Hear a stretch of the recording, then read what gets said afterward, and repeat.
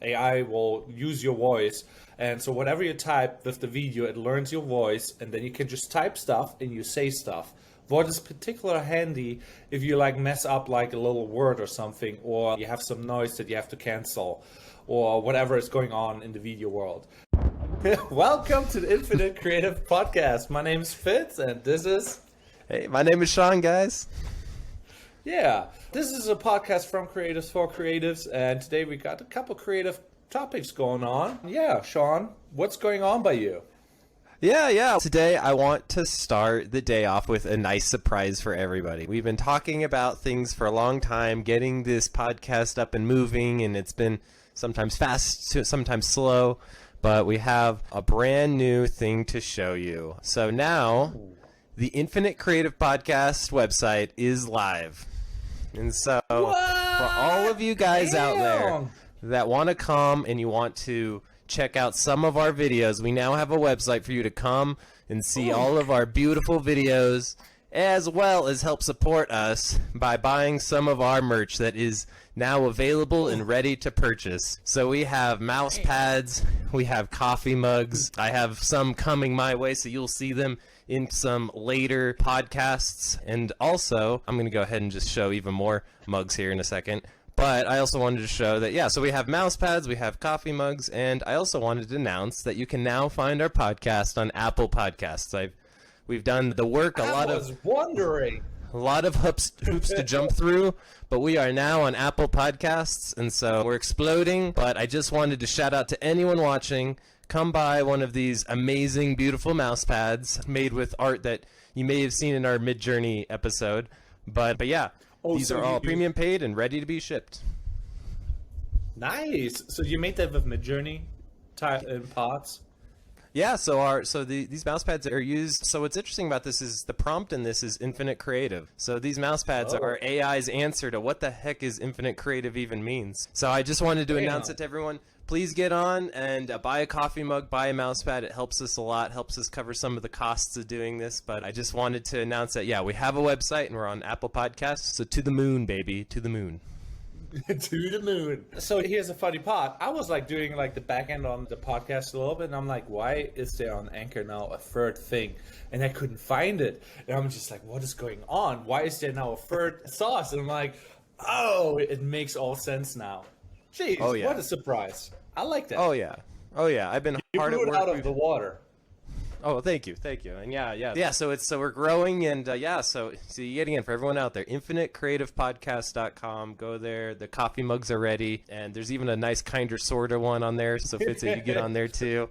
And I got a cup one here. I gotta buy one. But so that's my announcement. Yeah, that is actually a big announcement, and I think like now we're like kind of official, and I feel like now I have to jump the gun on Descript, what is apparently really good for podcasters. It costs like $15 a month, and it has the feature to analyze a video and whatever you say, and it cuts out the M's and R's. What is like really cool and saves a lot of time, and it basically gets rid of filler words, highlights all the filler words. And they added on a couple features nowadays, so you can actually edit video in it. And it's really interesting because it's more a text-based video editor. I can show it now on the screen. So let's go here. Screen, go this, and share. And then we go on to... Do you see now this? Or Nope, not seeing your screen. Okay. Nope. Yeah, nope, that's how we do. Even that kind of morning, guys. The entire screen. Share. Does it share now? No, I'm not seeing anything. That's weird because maybe your feed just froze, so maybe it is showing. Yeah, my internet is too slow for giving you the live stream off the screen. So what's it called, real quick? I could share it. Let's pull it up because currently I'm in quite the pickle. Our house is getting tented because we have termites, and termites are not fun here in Florida. So every 7 years or 5 years you have to do that, and it's totally normal. Yada. But now I have to be like in this lovely hotel and have slow internet. What is very What's annoying. it called again? Sorry, what's it called? Descript. Descript. And it's actually really good because, like I said, you can upload your video and it gives you the whole template, the script, and everything. That's why it's Descript. But they added on AI features. So it analyzes with AI whatever you say, all the filler words, all the gaps. And you can just with a click remove all of them. What is really good. The new feature that they added on and why it's on my radar is like you basically can now AI to train your voice, or other way around. AI will use your voice, and so whatever you type with the video, it learns your voice, and then you can just type stuff and you say stuff. What is particularly handy if you like mess up like a little word or something, or you have some noise that you have to cancel, or whatever is going on in the video world. So it's quite a different video editor. So you basically, you stop, and you see the text there, and you have like little pictures with text to it, and if you make a dash, then that is a new segment, and then you can just move text around, and that is the editing, what is really cool. But I want to use it mainly for the AI features because sometimes I'm rambling, use the wrong words, or have a stutter, or just say ams and ers and kind of sort of. And with that program, you can get completely rid of. And I see here these shapes. So is it like automatically, does it make that easier putting in pictures and stuff that overlay over things, or? Yeah, you can put overlays in there, you can put stock footage in there, like the basic editing stuff. But you see how they do the dashes, and then you can do dash, and that's a new scene. So it's a completely different way of editing, and I signed up with the free trial to give it a shot, and I basically got really baffled how good the AI voice feature is, because you can overdub. So you could just write stuff, train the AI to speak in your voice, and then you can say whatever you want. The only thing is the pitch and the tone and the emotions. They are like a little bit monotone, or just as you would say something regular. So yeah. That's the only downside, but besides that, it's yeah. It sounds like it's like your normal editor, but thrown in with AI tools, and they fight it down, so it doesn't look super complex, which looks nice. It's more text space. So you use those text things when you make a dash, it becomes their own box, and then you can, let's say you have 5 takes, and you just can read what did you say, and then you just go by the script. It was really nice. Oh, that is really nice. Yeah. Nice, yeah. So talking about AI, yeah. So I guess we're gonna try this in our own episodes, I'm guessing. So you're gonna be, this will remove for things like that. And I guess will it change the footage too? Yeah, it will cut out the whatever you change. You know, what is really nice. So let's say we use it for our podcast, we can basically cut all that stuff out, and it makes everything more condensed, more precise, and we get the script. So we could put the script next to our videos. So people can read it instead of listen to it. And that will give us SEO features. Because we can also do closed captioning, too. You can do subtitles as well. Yeah, stuff like that. All the good stuff. And that's actually, if you pay annually, it's $12. But if you do monthly, what I'm probably going to do, because like it's weird times in this world, all those new apps popping up disappear. So I don't know if you heard about Topaz. It's a program that upscales, downscales, and improves footage. And it's also AI based and draws pixels and basically where should be pixels, but it's too grainy. But those apps don't last. So it seems like there's a high turnover right now in apps because somebody gets a cool feature and then nobody wants it anymore. And I think it's because a lot of these things use tools that they all use the same tools, right? They're all using some of the same tool kind of sets that were created by kind of these bigger thinking enterprises, and then they're all using the same stuff. So it's very interesting. So you'll probably see a lot of Descript different like competitors that use the exact same technology, I'm sure, just in slightly different ways. Yeah, so you're right. I would agree. I'd probably go for the month to month, right? Because you just don't know what's popping up, and it sounds like we all just need to get used to building our own tool chests of AI, right? Like it's almost like an effects pedal, right? If you've ever played guitar, where you want a pedal for each AI thing, and maybe sometimes you got to swap pedals. Yeah, this is an interesting tool. And then if we're going to talk about AI, we might as well just go right into the topic that's prevalent right now. That there's one app out there that I know that I keep hearing about, and you keep hearing about, which is very interesting, right? Because you and I talked about AI. We had our Mid-Journey episode now, like what, 2 or 3 months ago, maybe. So we were a little bit. Yeah, we were a little niche.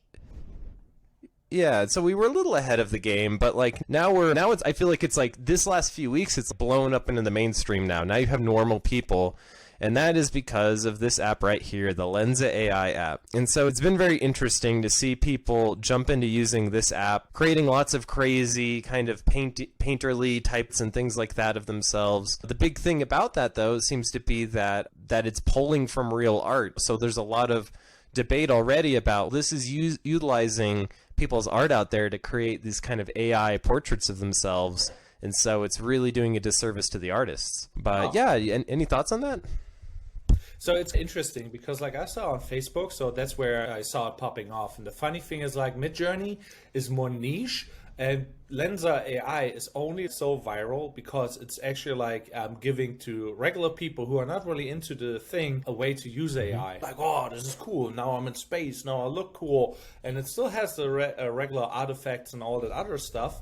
But I think because it's more shareable and it's about yourself and not other things, that makes it more mainstream and more acceptable. But if that being said, like we are training AI, hey, generate me 20 pictures of Fitz or Sean, and then you get 20 pictures. So why would you go out now to a photographer and be like, hey, I need a really good photo of myself so I can get that job? Because like now you're like, okay, if the AI is trained enough, I'm like, okay, I need to be like in a suit and a tie on a really nice complex and generate me 100 pictures and I pick the best one and then that goes onto the application. That basically removes everything. You don't need a photographer, you don't need a camera, you just need AI and train the AI with your image and look. And then you're like, oh, I'm a little bit chubby there. Please remove this. Yeah, and you see it with a lot of the funny color filters. It's really funny how that's always how things blow up into the mainstream, right? Is once we can make funny filters for it, or once it can get goofy and fun, that's when it really jumps into the mainstream, right? So Midjourney, it's fun, but like you said, it's very niche. It's very hard to use, where now this is like just a nice fun tool to make these very fun portraits and do very fun things. And so that's what kind of blew it into the mainstream. So it's really interesting how people really love to use things that are just goofy and have no real purpose, because it almost seems like it's not doing any harm then, because it's just a friendly thing, right? We're just creating pictures of ourselves, and you could argue it's not really doing that much harm either. But yeah, it's interesting. It's an interesting debate. Yeah, so because I said like that example, and obviously it's currently not the situation right now, like that you just train the AI with your look, but with that Descript, you train AI to use your voice and say whatever you want. So that is the next step. If you would use that mindset of, hey, you train AI to perfect my look and situation or whatever, then you could do that. And that would be the next evolution of it. And that will help so many people who can afford AI. If you can't go to a professional photographer and you need a good look, you just generate it, you know? What is really, that is the next step. Like the first step is, hey, make me a random selfie of myself that I cannot control. But the next step is generate me a selfie that I can control. Yeah, and it's interesting because, so I keep thinking about music, right? This is almost the auto-tune of music, right? Because we've had AI for a while. I think that's something I keep telling people is like, AI is not new. AI has been everything we've done forever. Not forever, but for our entire careers, there's been AI and the tools that we've been using.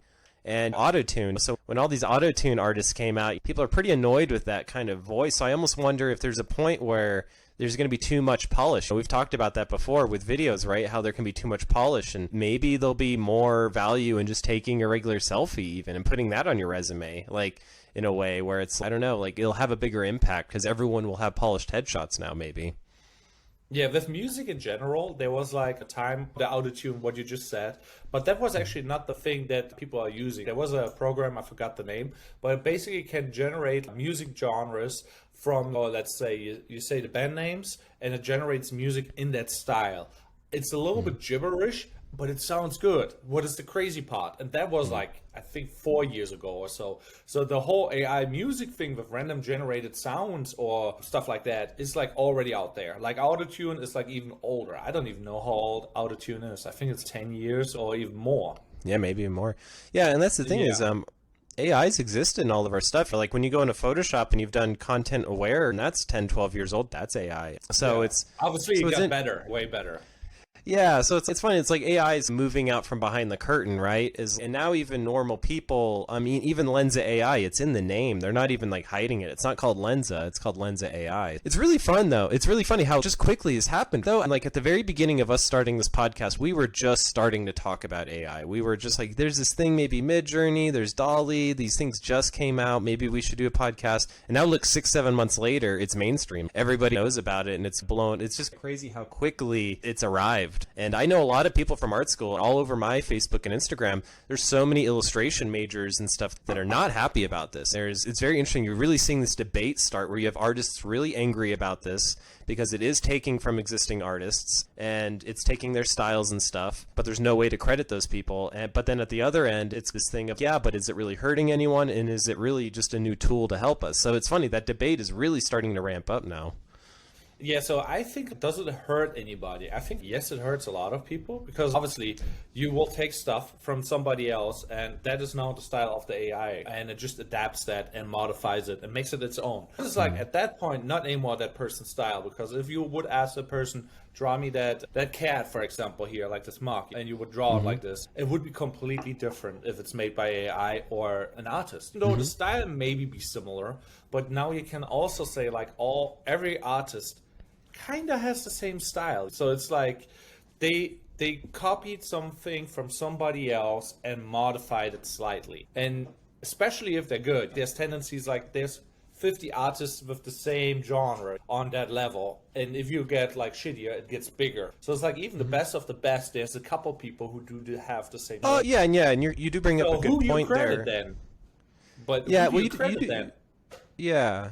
You bring up a good point. We're all using ideas that already existed, right? So we're all learning from people that have already done things and being inspired by them. And that's all AI is doing. It's just doing it quicker for us. It's just doing inspiration quicker. I think there is tiny differences, even when you're like an art historian will tell you, even if you have a painter that does the exact same style in the exact same period of time, there's always going to be those subtle differences, and that's what makes the big differences for Leonardo da Vinci versus like a Raphael. If you were to look at them untrained, you'd say, oh, they look exactly the same. This is a humanist painting style. They look exactly the same. But there is lots of details that kind of make some things elevate above others. And I do get worried, right? I think we keep talking about how like when it's used, AI helps our work. It helps our creativity. It's just a tool to help us get to another level and get even better work. But when it's bad is when people use it as a way to cut through being creative. Like, why do I need to be creative when I have this tool? And so it's really interesting. There's this fork in the road where we can use these tools to make creativity better and make even better art. And then there's the fork where we diminish art because we'd rather take the easy route. And this is the easy route. Yeah, so that brings me to an interesting concept, because like one of my Facebook friends, I forgot his name, but basically he saw all those filters and he came up, oh, I'm making now selfies with my camera in that same style. And he just draw in stuff and made it really creative, and basically shot 7 photos that are completely different. I'm like, there's a creative way of doing it, but obviously it was not even close to what the AI does, because it's like a completely similar style. Basically what he did is 7 photos, the original main character is the photo, and everything around it he draw in or little goofy things to it. So it was not even comparable, even though he wanted to. Yeah, and I mean it is interesting because I've seen some people that are not artistic at all start to try to use these photos, and that's what's interesting too, is you do have people that are trying to pass off AI work as their own work, and I think it's laughable now, just because you can, which is really funny. And there really is. Once you see enough Midjourney, you actually do see a kind of style about Midjourney. It's really hard to describe, but yet again, it's like looking at like the paint strokes and things like that and how it's building things. One of the main things that's funny is in the old movie Westworld, where it's about robots that look like humans. What's funny is one of the biggest things in that movie is how can you tell it's a robot and how can you tell it's a human? And it's the hands are always messed up. And if you look at AI, the hands are always messed up. So I always think it's like really funny that there is still hints that these things are AI, but very clearly that's going to go away within the next year or two. It's going to probably be undistinguishable real art from AI. Yeah.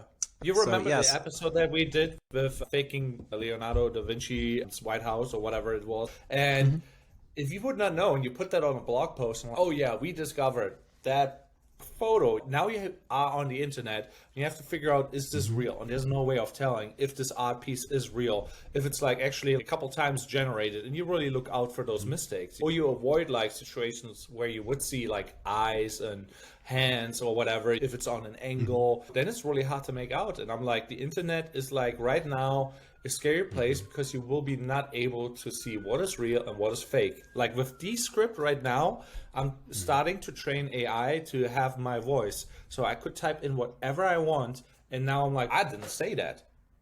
How do you prove now that if I said that or AI did that, you know? With a Yeah, very scary exactly. thought. Yeah, exactly. And Yeah, there's no way.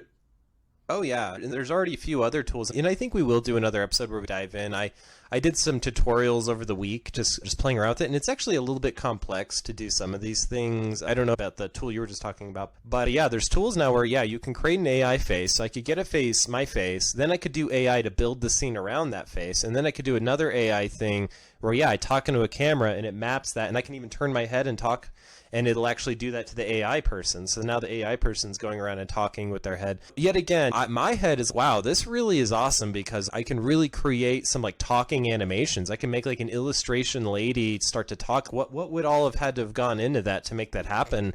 I would have had to gotten like an animator involved. I would have had to do all this work so in that regard it's good, but then now there's the animator that's not getting that job that technically I would have given them. But yeah, it's already there. That's what's so crazy is how fast this has happened, how fast this has ramped up, where you can do it. I keep wanting to do a test myself, and maybe it'll be on one of these podcasts of doing something from start to finish with just AI, right? Let's create a fantasy novel and sell it online with only AI stuff, AI copywriting, AI pictures, and just compose it and just see if people buy it. Is it a great book? I think that hasn't happened yet, but I'm ready for that, right? The first thing that kind of pops up that wins a big prize and it's huge. We've seen some small things like the art fair in Colorado and stuff that made the news, but we haven't seen an Academy Award goes to this film made by AI. I think that's when it's going to be really interesting, is when AI actually can compete with us to this level of... I have a thing in my head right now. There was like somebody trained an AI on Batman movies, and he was like, hey, write me a Batman script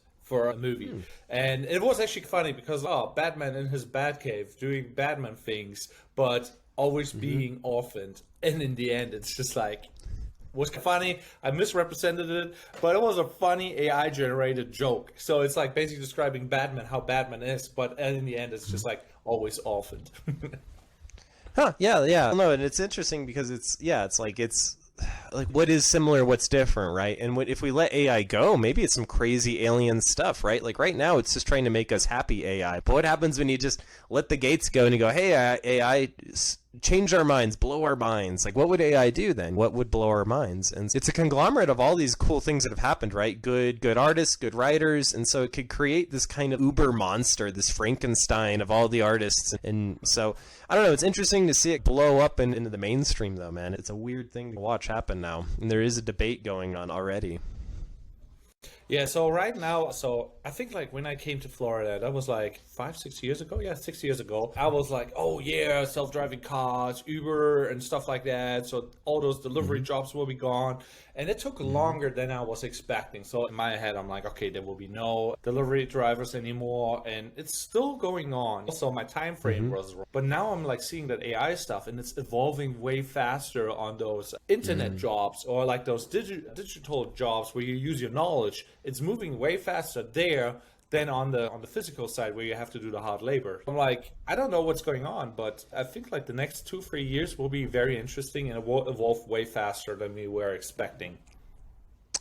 I think so, and I think it'll be like figuring out, in a way it's like COVID, right? Like before COVID there was still viruses. It's not like it was the first thing to ever pop up that was a virus, but it was a game changer. And I think that's what this kind of new AI is. Like, we've always had AI, we've always had the common cold, but now we have these we have the first cases of AI really getting to a level where it's competitive with people. And I think you're right. I think it's going to blow up online. So, I'll show this. I think we'll maybe just have an AI episode coming up where we show all these AI tools and maybe examples. But I, even now this last week, I used an AI copywriting tool. I've been very hesitant to do that. I have a copywriter in my back pocket I've used, but she wasn't able to do it. She's on medical leave right now, so she couldn't do anything. So I was like, you know what? I've heard of this AI tool, and so I'll go ahead and use it. And it came up with pretty decent things where I typed in the info that I knew, and then it just crafted it, and it said, like, what's the tone you want? And so I said adventurous tone, and it made it a really, what was cool is it not only played with my words,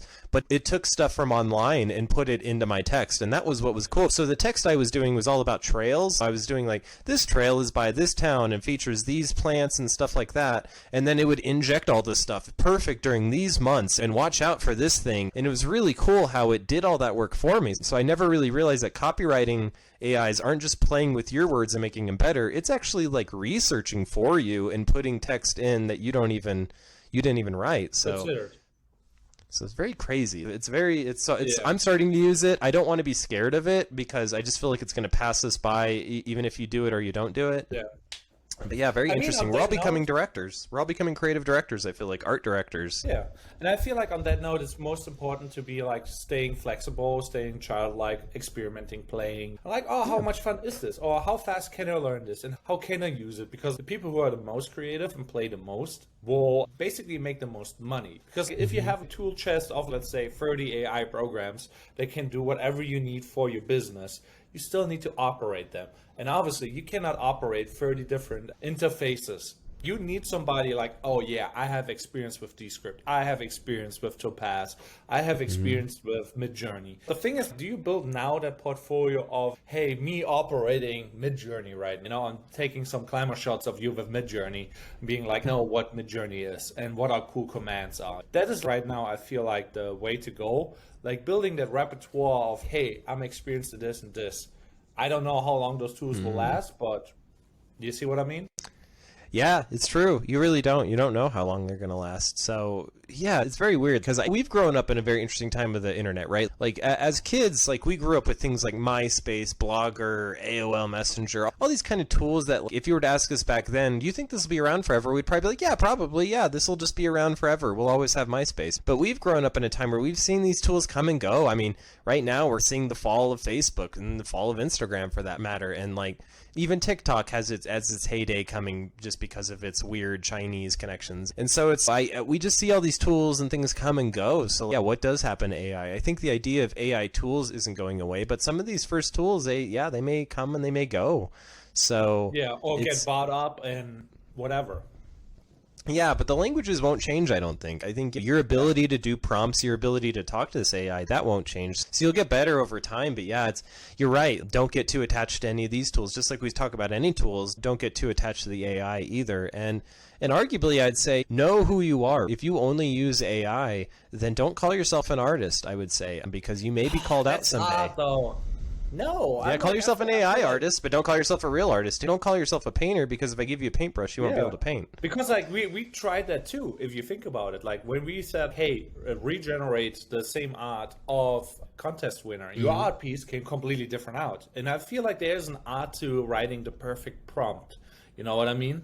Yeah. And I think that is a valid thing. I'm like, there has to be like, you cannot just, okay, I want the most beautiful cat, and that's now the art. No, you have to be like, this cat, this hair, this style, this, more your vocabulary and your vision of that thing is defined, then you can call it something art. Yeah, there is skill there. There is. I've definitely seen that as well, where like that prompt and your ideas, right? Yeah, so like when we did the Midjourney episode, like I had done this thing of the meaning of life or whatever, but I had injected a lot of stuff in there, like clouds, and I want it to be non-binary, and I wanted all these things, and so those were all things that I injected. So I don't know. It's like, maybe do we need to create like a new thing of just AI art, right? So if we have an art competition, then we have artists and then we have AI artists. Real artists get to be over here. AI artists get to be over here. Just because it's a skill, but it's not the same skill. It's not as good as like understanding color theory or blending in colors. It's just this understanding of words and how to create a prompt. So it's still a skill, but it's not. I don't know. There may need to be a divide there, though. You can't have these people calling themselves artists, I feel like. Yeah, but I completely agree, but I also disagree in some aspects, because AI will use the right colors that fit together, and it will not be like clashing colors just because they would not look good together, and it gets trained on that data set of what colors go together. So theoretically you could get away with no color theory, but also you will be better off like when you decide, okay, I want to have this clash with that because of X, Y, and Z, and then you can Oh write the yeah. prompt, and that will make it pop more, and obviously you will have an advantage in that aspect. But I feel like to be more like practical for our listeners, there's some good exercises that you can do. If you remember when you used Midjourney, you saw everybody else's prompts. And I feel whoever can type the best prompts, like negative prompts where you're like, don't do this, that's a negative prompt. Or if you do a prompt where do this instead, and you read all those prompts and you build your own prompt set where you're like, okay, I like this style, I like that style, and I know what comes out if I type this in, that will be the game changer. So right now, currently, you should use all those prompts that you can read on the internet and see what they actually produce and just analyze prompts, because with that you will have the best, how do you say, like the best knowledge base for the future if you know all those prompts, and just get inspired from other people's prompt and what they will produce. Yeah, so to even talk about my process, so what do I do when I go on a Midjourney is one of the first things I do is I go to one of the general rooms and I steal. I just like scroll down and be like, who's the power user, and see the guy that's the scene rendering 8K, and I'm like, cool, I'm gonna steal that guy's thing and then change the prompt. And I've done that shamelessly. I also have my own templates kind of saved out there of all of the, I forgot what they're called, I think they're formulas is what they call them, but like where it's dash and it does. I have all that kind of saved up somewhere too. You know, what's really interesting is we really should do another AI episode. It's funny watching the old Midjourney episode because now I scoff at it because I'm already way beyond even what that was. I watched this tutorial. Yeah, why even use one of these public rooms? I could create my own room and invite the bot in, and then I have my own private server to do the AI. So yeah, we'll have to do like another episode sometime, because it's now to this other level. Like I've already ranked up my AI game in the last month or two. But yeah, it's great for some things. I always talk about D&D. I think there's other things too. In our own merch, we're using some Midjourney art, but I think there's some. Very creative. It's very creative doing that. Yeah. I think as long as there's a point, right? So in mine, I was like, if I do infinite creative and I put that in the AI, I think that makes it like worth it, right? Where yeah, if I just did random art, it would maybe not make sense, but that way I think it makes sense. But yeah, and then maybe real art. Maybe we'll do real paintings. I can do that, but we're just trying to throw one up there. Just make a photo of one and put it up there. One art piece though, so that is a unique thing. Yeah, exactly. So it's all good. I think you have to don't avoid it, but yeah, I definitely would tell people still do your creative thing. Don't put down the paintbrush, don't put down stuff and give up, because there's still a lot of value to that, I think. I think it's not going to go away, but yeah, I think you're just going to have to do both. Most creatives have to do AI and real art. I think you'll just have to do both in the future. Yeah, and it just helps to be like knowledgeable about all things in this aspect. Yeah, it's a weird thing, and what my head is like spinning around is like crypto. What is like one of the most hated words, because it's always a rug pull and it's always used for the wrong thing, like authenticating JPEGs. Like, who cares? Oh, is your JPEG the real JPEG? And I feel like there will be a point where somebody is using blockchain to make sure that this video is like actually from this person and it's the original and not the fake one, and that will be the only way of telling if something is fake or not, or if they use a deep fake or not. So and I feel like for that it will make a lot of sense, and I want to see who is like building that platform that will authenticate like all the pieces of content that you see on the internet. And then you will be like, oh, this video is not authenticated and must be fake. Don't watch this. This is not real. Yeah, very interesting. Because, yeah, how do you authenticate at a certain point, right? So let's say you make a digital painting and I pull it into Photoshop and then I make another layer and add some stuff.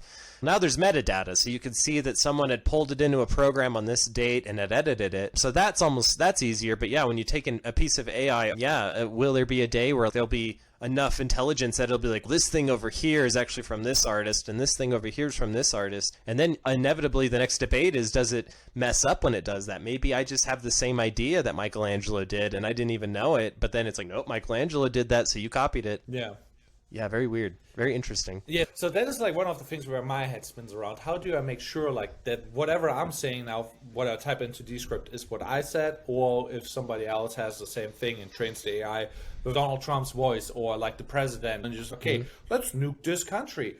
And you would be not able to tell the difference, you know? And it's a scary So we need the crypto and the blockchain. And I feel like the first one who develops a system that gets adopted by the government or like a major institution, that thing will blow up. Yeah, yeah, and I just want to highlight for people because I do hear this a lot that the cryptocurrency and blockchain are kind of used interchangeably. It's really blockchain is just a type of technology that cryptocurrency used, but blockchain itself is a really cool technology that I think is going to apply everywhere. That's where you get all of the NFTs and things like that. But blockchain itself is awesome because it can't be corrupted, and I think that's the coolest thing that we're realizing as human society is that we're corruptible and that we, especially when we're greedy, we want to change things and mess things up. So I think you're right. Like I think someday having a blockchain for real art is important because with AI, yeah, and with your voice and with what you do, somehow having the ability to at least prove AI wrong is going to be really important because you're right. Even now, if I wanted to tank you, if I wanted to somehow release some press release that you did something wrong, I could maybe create something. I could maybe create, yeah, like a phone call where you're just going off a racist tirade, but it wasn't you at all. But I just took your voice and said that was a phone call you made to me. So yeah, you bring up a good point. What's the blockchain look like for protecting people and their identities? Yeah, I think it's a good it point. will be the new social security because, like, obviously, if somebody's mining and authenticating stuff by labor, basically, it needs to be rewarded, and that's why usually crypto is used. But 99% of the internet, the crypto and blockchain, is just scams. But that would be the one thing. Whereas if it gets adapted, it will be like exploding. Yeah, and I think it will. I think I see in a lot of technologies right now, they're integrating blockchain outside of banking. I'm seeing it in the energy sector. I've seen it in the medical world. So yeah, the blockchain technology is just, that itself is going to keep growing. And yeah, I think you're right. Good thing, because I think we're about to live in a time where we're going to be asking, is this real? I think that's going to be the most asked question maybe in the next 100 years. Is this real? Yeah. Is this real? Is this picture I'm seeing real? Is this voice that I'm seeing is real? Is this video? Because it's funny, because if you think about it, when you would go to court, let's say 20 years ago even, you'd go to court, but you had a video proving your point. Yeah, it's like he won. He has video proof. But now you can make video proof. So how does the law handle this? It's a lot. It's a big question. And the government is always 20 years behind. Like, they're coming up with laws from, oh yeah, we should do no rug pulls against crypto. They're still not enforcing some of it right now. So there's still people like scamming left and right. And they're not even adapted to the space because the people are just too old there. Yeah, it's crazy. Yeah. So, you know, as we get older, it's funny because you know about the old people getting taken advantage of by people calling and scamming them. And the scams are going to get even crazier, man. Once you and I are 60 and 70 in the retirement home, man, we're going to have your son's going to call and be like, Dad, I need all this money. I'm in jail. And you're going to believe him. But then it was an AI voice from someone in Jamaica and you just transferred all this money. It's a scary Wild West time we live in right now. It feels like when the internet was first built, there's all these like bad actors out there, but we didn't even know about it. I feel like that's it with AI. Like, there's some bad stuff already probably happening, but we just have no idea. It's too early right now to even know. So right now, think about this. You could train an AI to use like personal information from the internet to apply for loans in a different name with a different bank account, and it's just running rampant. Could you imagine like a bank getting 30,000 applications that are AI generated and like photoshopped with like similar style from documents that they got from the internet? They would have no idea to authenticate whoever sent the information. Is that person or is not? So you could write programs with AI right now that would go havoc on the economy. Yeah, you really could. I mean, it's baffling because you need crypto to make sure this application came from this person and went to this person, got accepted, is not modified in any way or shape or form. Yeah, very crazy. It's a good point. It's a good point that you bring up. Yeah, it could easily happen right now. So with that, do you think that because I've heard this debate, do you think that there's reasoning behind not putting any of your stuff online anymore? Or maybe not any of your stuff, but being very careful of what is digital now. Like taking a picture of your bills and putting it somewhere. That's probably not a good idea. Having like a lot of your art out there maybe isn't a good idea, at least in a high resolution form. I feel like it's actually, it will hurt you more because you don't have any physical proof. Let's say you want to implement a system to make sure whatever you said is real. Obviously, yes, this data can be used against you to generate all the fake data. But if you have a person who has no data on the internet, but got recorded like randomly somewhere and they don't even know about it, they have no way to prove, like, I would never do that, because you're basically white sheet of paper where somebody wrote something in for you and you cannot disprove them. At least you have like you at least have history to show this is out of concept. That is not aligning with me. Why would I ever say something like that? Otherwise, if you're a clean paper, could be.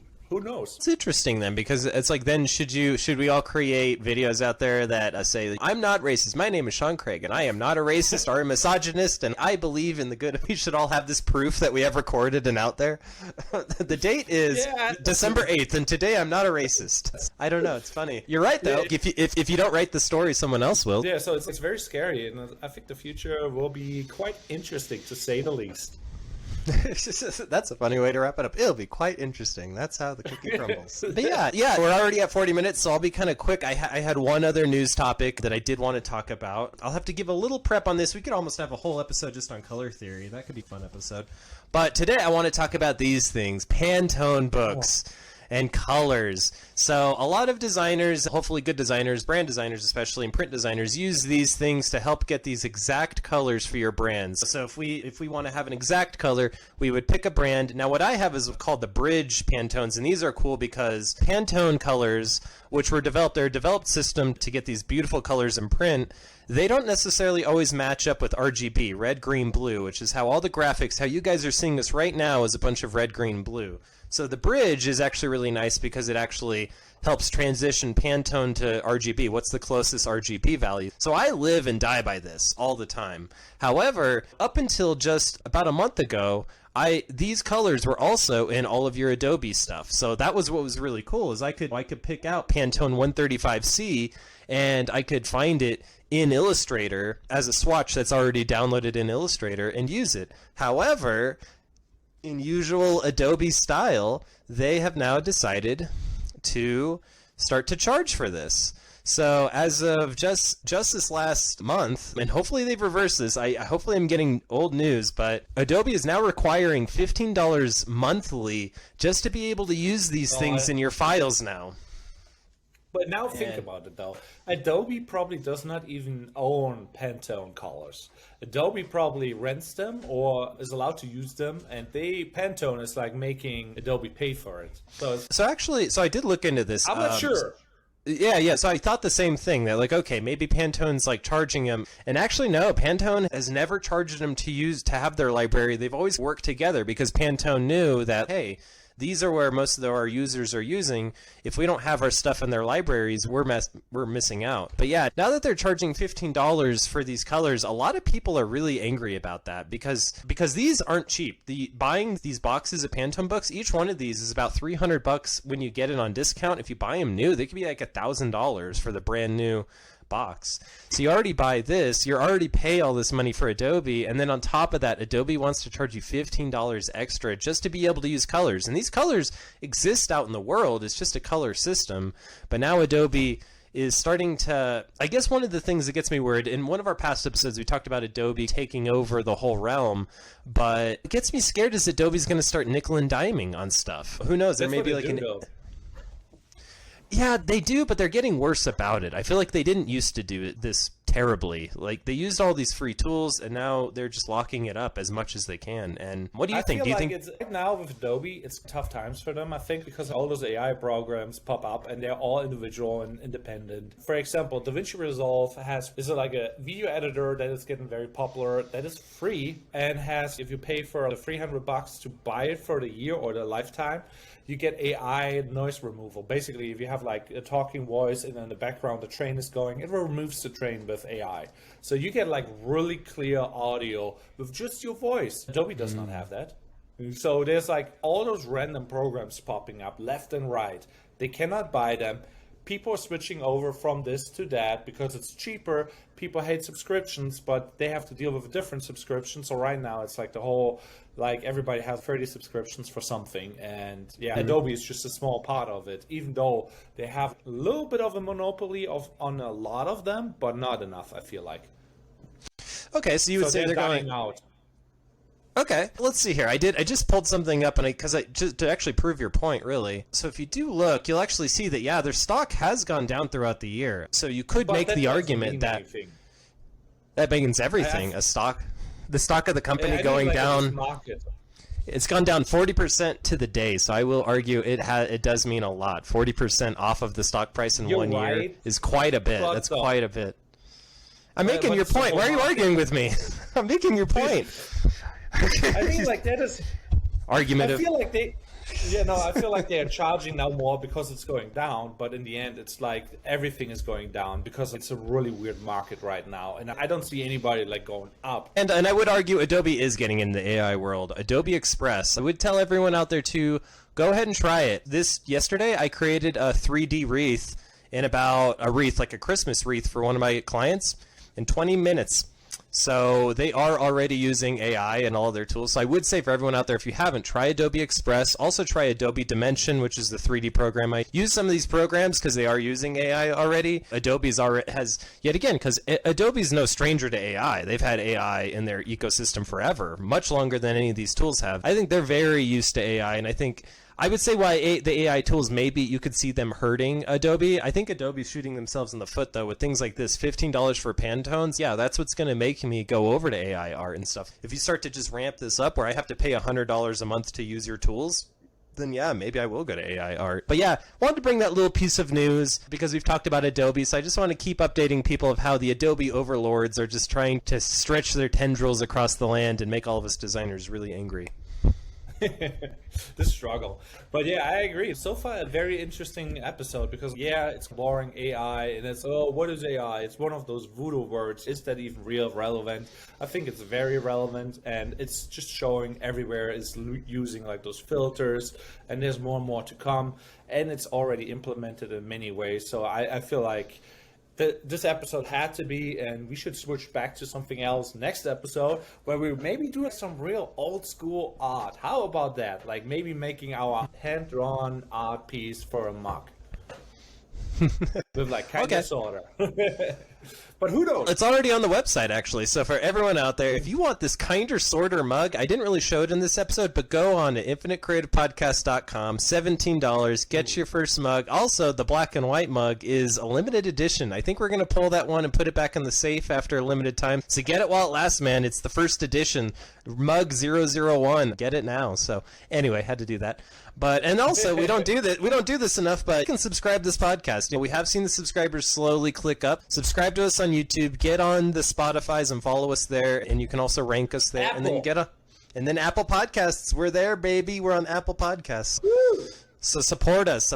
We're loving what we do, but we have some bills with this, and so if you can help support us and you can help make us feel about ourselves, we'll keep giving you the good knowledge. Yeah, because it's all about you. In the end, we will provide like common feedback, what you need to know about AI and all the things that keep you afloat and ahead. And I think that's the most important thing. If you're an artist and a creative, you gotta subscribe. But anyhow, I have things to do, and you apparently too, and I'm like stoked to inspect that website and just share the heck out of it. So have a good one, Sean. Yeah, have a good one as well, everybody, and be creative. Yeah.